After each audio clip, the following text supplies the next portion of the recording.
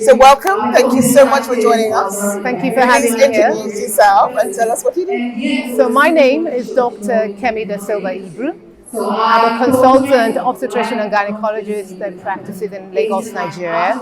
But I also run a non-profit organization called the Women at Risk International Foundation, WARIF. WARIF happens to be one of the leading non-profit organizations addressing gender-based violence, both in Nigeria and in West Africa.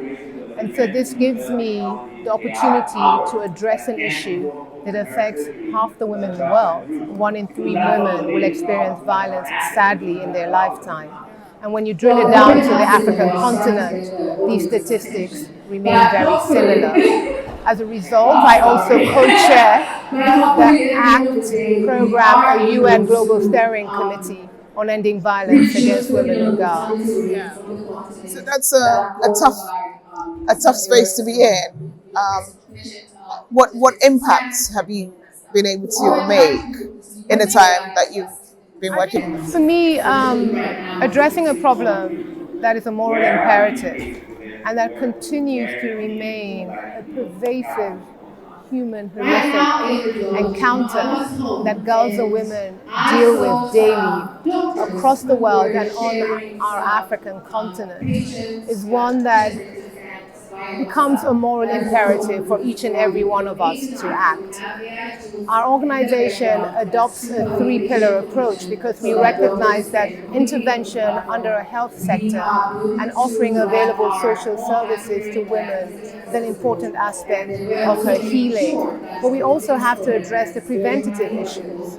We have social norms and practices on many of the playing fields that we work in. And this is seen in many countries across the continent. So being able to implement programs in the educational space, taking programs into community-based areas and regions is one that I have seen impact.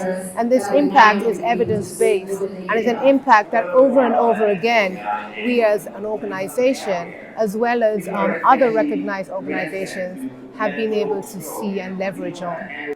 So you've also look at kind of some solutions-driven approach, such as conversation cafes with boys, teaching them about consent and teaching them about, just interactions that could be viewed as dangerous or not so positive. Tell us about some of those initiatives. So the toxic masculinity that you speak of is one that's prevalent in most patriarchal communities. I mean, there are boys that are institutionalized in homes of violence and therefore they don't know any different. And then these are boys that subsequently grow up to becoming potential perpetrators. The educational program that we've implemented, the Boys Conversation Café, addresses this aspect, recognizing the mindset in that formative age group and implementing mentoring programs to change that mindset is one that we've seen as transformational.